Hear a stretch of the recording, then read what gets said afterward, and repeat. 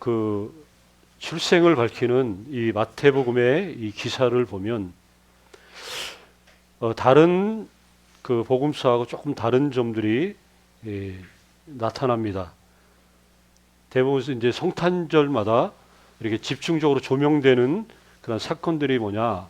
뭐 별이라든가 목자들 아니면 뭐 구유 이런 것들이 조명이 되는데 이런 것으로 시작하지 않고 훨씬 그 고대로 거슬러 올라갑니다. 다소 지루해 보이는 이 족보를 마태가 장황하게 나열을 하는데 이 족보 누가 누구를 낳고 또 누구는 누구를 낳고 그래서 우리는 이 부분을 이렇게 쉽게 지나쳐 버릴 때가 많다는 거죠. 우리 크리스마스의 주제는 단순히 출생이 아니라 뭐냐? 뭐예요? 강림이에요, 강림.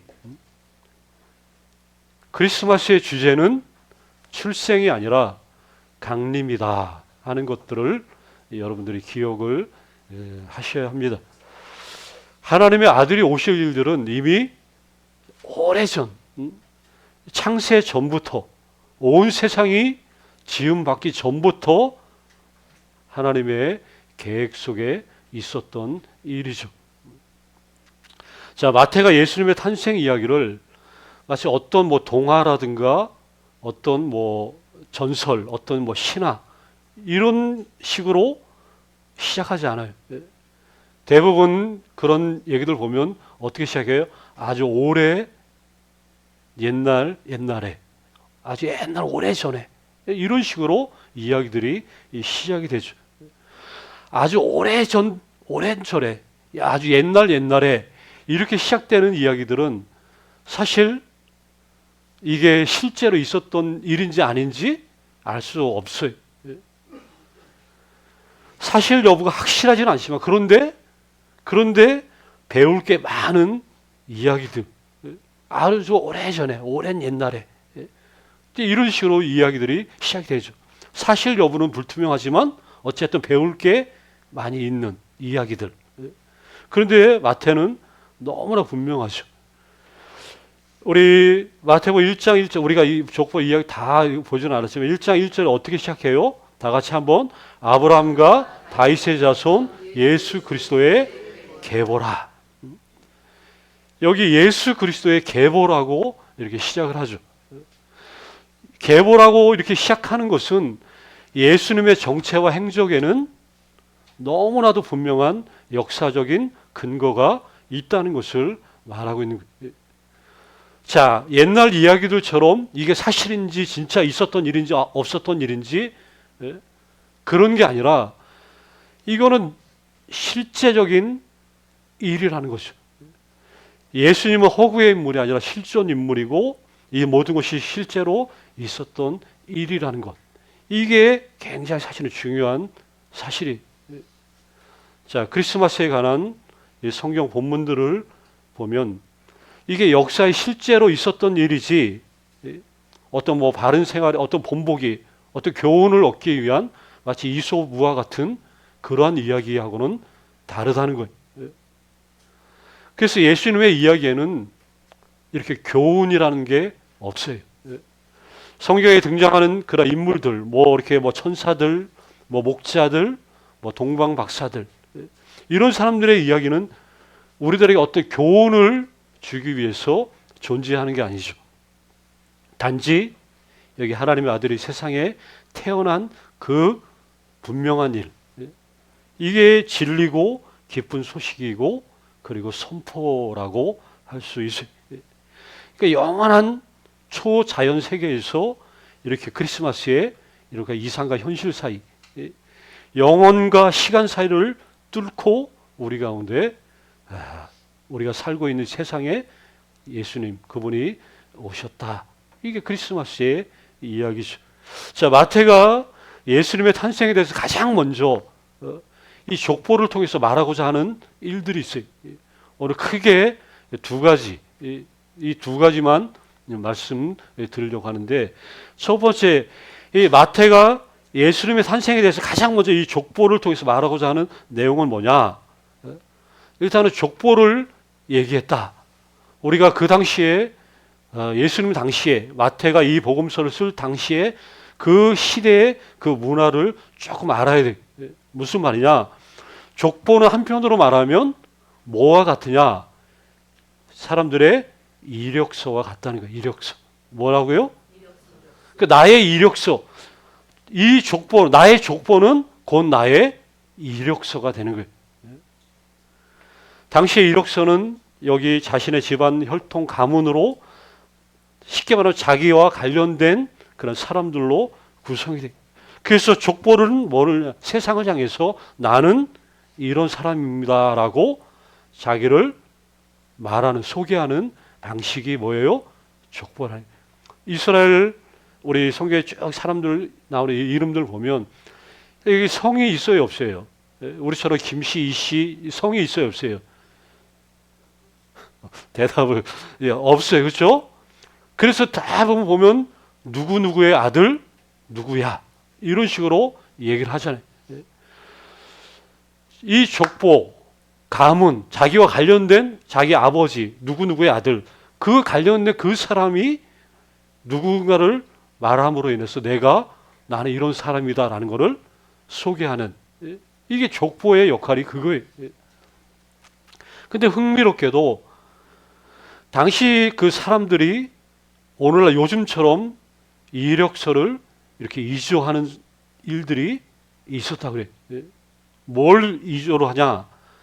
쉽게 말하면 자기의 경력 가운데 이렇게 좀 안 좋은 부분들.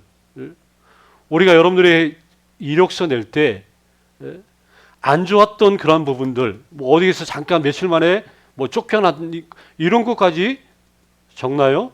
안 적죠. 자기에게 좀 이렇게 불리하거나 그런 것들은 이렇게 빼요. 옛날 사람들도 마찬가지로 그랬다는 거예요. 그래서 족보 겸 이렇게 이력서는 그러니까 자기가 쉽게 말하면 내가 이런 수준의 집안의 사람이고 내가 이런 가문의 사람 이런 것들을 내세워서 사람들의 어떤 한심을 살려는 이런 게 바로 족보가 하는 그 역할이죠. 자, 그런데 이 마태의 족보를 보면 그 당시에 예수님은 너무나 정반대로 이렇게 했다는 거예요. 이 예수님의 족보를 쭉 보면 고대 여타 족보들하고는 너무나 다른데 그 중에 그게 다른 족보들과 다른 그 구별할 수 있는 그 특별한 부분이 뭐냐? 이 족보에 여자가 5명이나 등재되어 있다는 거예요. 여자가 이 족보에 등재됐다. 이게 매우 특이한 경우에 이 고대 가부장적인 사회에서 여자를 족보에 언급한 예는 사실상 전무하다는 거예요. 어느 가문, 어느 문서를 봐도 그 족보에 여자 이름이 들어와 있는 족보는 있다는 거예요, 없다는 거예요? 없다는 거예요. 그런데 예수님의 족보에 여자가 이름이 이 족보에 언급됐다. 이게 사실 전무후무한 일이라는 거죠. 근데 더군다나 한 명도 아니라 몇 명이에요? 마리아까지 5명. 이게 충격적인 이야기. 유대인들이 처음에 마태가 쓴 이 복음서, 이 책자를 봤을 때, 처음부터 이렇게 쭉 읽을 때 이 사람들은 족보에 대해서 너무나 이거를 갖다 우리는 막 이게 지루하고 그랬을 몰라도 이 사람들은 이게 굉장히 흥미로운 그런 내용이 누구의 자손, 이 사람이 누구 이렇게 자손 이렇게 되는구나, 조상이 누구구나. 굉장히 관심 있고 흥미로운 내용인데, 근데 쭉 읽다가 여자 이름이 딱 등장해. 여기서 충격을 받는 거예요. 이 세상에 이럴 수가. 아니 무슨 이런 족보를 이런 이게 정신이 있나? 아마 굉장히 말 그대로 충격적인 사건. 게다가 이 족보에 실린 여자들 보면 대부분 이방인들이에요. 여기 다말, 라합, 이 가나안 사람. 그리고 우리가 잘 아는 룻은 어디 사람이에요? 모압 사람이잖아요. 모압 사람. 뭐 밧세바는 모르겠어요. 정확하게 남편은 이방 사람인데 그 밧세바에 대한 얘기는 없기 때문에 어디 사람인지 모르지만 어쨌든 다말 여기 라합 다 가나안 부족 사람이고 이 모압의 사람이 이 루시. 자, 고대 유대인들은 이런 족속을 어떻게 취급해요? 부정적으로 취급하죠. 개처럼 취급하죠. 성막이나 성전에 당연히 출입할 수 없어요. 아니 이스라엘의 회중에 영원히 들이지 못하게 하라는 게 이 율법의 조항이에요. 근데 이 여인들이 다 이런 사람들이 이스라엘의 회중에 들어서는 안 되는 그런 사람인데 근데 그런 사람임에도 불구하고 여기 족보에 기록되어 있다. 더군다나 단순히 이 사람들이 이방 족속만의 문제가 아니죠. 이 여인들 중에는 성경에 가장 더럽고 가장 추하고 부도덕한 사건과 연관된 그 여인들이라는 거예요. 이방 여인인데 천사 같은 여인이 아니라 이렇게 성경에 수치스러운 부도덕한 더러운 이야기에 연관이 되어 있는 여인들이라는 것을 우리가 너무나 잘 알고 있죠. 이렇게 민족적으로, 인종적으로, 문화적으로, 도덕적으로도 이 사람들은 아웃사이더. 이 사람들은 그냥 정말 취급할 수 없는 그러한 사람들이. 그런데 공공연하게 여기 예수님의 조상으로 인정이 됐다. 이게 뭘 말하는 거예요? 하나님 법에 의해서 배제된 사람들조차도 율법에 저촉된 그런 사람들조차도 예수님의 가족으로 받아들여질 수 있다는 거예요. 있다는 거예요. 그래서 이게 은혜라고 설명할 수밖에 없죠. 고대에는 이게 굉장히 강했어요. 의식상 이 부정하다. 그러니까 이게 정결 문제가 굉장히 고대사에서는 굉장히 중요해요. 거룩하고 고상하고 착하게 살려면 제일 먼저 뭘 해야 되냐? 마음으로 각오해서 되는 게 아니라 거룩하고 고상하고 착하게 살려면 먼저 부정한 것을 멀리 해야 된다. 이렇게 생각하는 사람들이 부정한 것을 멀리 해야만 자기들은 고상하고 거룩하고 선하게 살 수 있다라고 생각하는 그 사람들. 그래서 접촉을 삼가고 멀리 하는 거죠. 그런데 예수님은 이거를 말 그대로 갈아엎으신 거예요. 갈아엎으신 거예요. 어떤 사람이고 그가 어떻게 살아왔든지